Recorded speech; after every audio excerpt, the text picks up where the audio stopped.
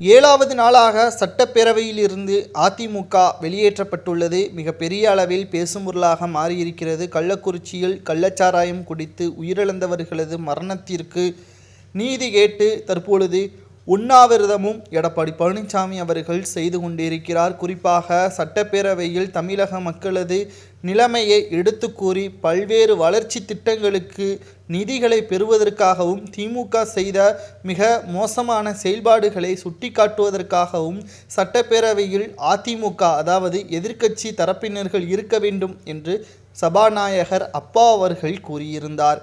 ஆனால் கள்ளச்சாராயம் குறித்து மட்டுமே எடப்பாடி பழனிசாமி அவர்கள் பேசி அதை வைத்து அரசியல் செய்யக்கூடாது என்றும் அதற்கான நேரத்தையும் சபாநாயகர் அப்பா அவர்கள் கொடுப்பதாக தெரிவித்த பிறகும் ஏன் இவ்வாறு இதை வைத்து அரசியல் செய்ய வேண்டும்? தமிழகத்தில் பல்வேறு பிரச்சனைகள் நடந்து கொண்டிருக்கிறது. கள்ளச்சாராயம் குடித்து மரணம் இறந்தவர்கள் மிகப்பெரிய பிரச்சனை தான். ஆனால் அதை பற்றி பேச வேண்டாம் என்று கூறவில்லை.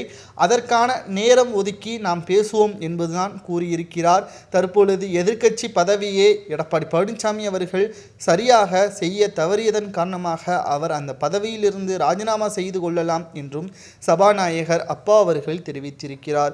குறிப்பாக சொல்ல வேண்டும் என்றால் மிகப்பெரிய உயர் பதவியாக இருக்கக்கூடிய எதிர்க்கட்சி பதவி அதாவது அமைச்சராக இது போன்ற பதவியாக எதிர்க்கட்சி தலைவர் பதவியே பார்க்கப்படுகிறது. அமைச்சருக்கு என்ன அதிகாரங்கள் இருக்கிறதோ அது அனைத்தும் எதிர்க்கட்சி தலைவர் பதவியில் இருக்கக்கூடியவருக்கு அமைந்திருக்கிறது.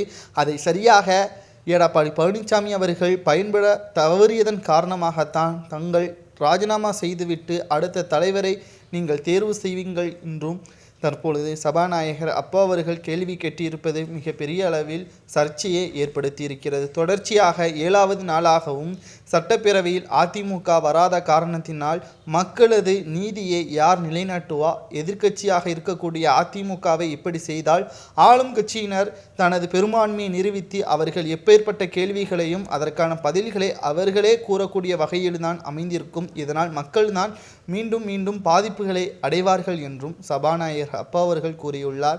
மேலும் செங்கோட்டையனாக இருக்கட்டும், அதிமுகவின் மூத்த அமைச்சர்களாக இருந்தவர்களும் அதிமுகவின் எம்எல்ஏக்களும் இதை உணர்ந்து செயல்பட்டால்தான் 2026 சட்டமன்ற தேர்தலில் கொஞ்சமாவது வெற்றியடைய முடியும். இல்லை என்றால் முழுவதுமாக திராவிட முன்னேற்ற கழகம் அனைத்து தொகுதிகளையும் தட்டி தூக்கிவிடும் என்பதற்கேற்ப சபாநாயகர் அவர்கள் கூறியிருப்பது அதிமுகவினருக்கிடையே மேலும் கோபத்தை ஏற்படுத்தியிருக்கிறது. இதன் மூலமாக சபாநாயகர் அப்பா அவர்களுக்கு எதிராக வழக்கு தொடர்ந்தாலும் ஆச்சரியப்படுவதற்கில்லை என்ற செய்திகளும் அரசியல் வட்டாரத்தில் எழுகிறது.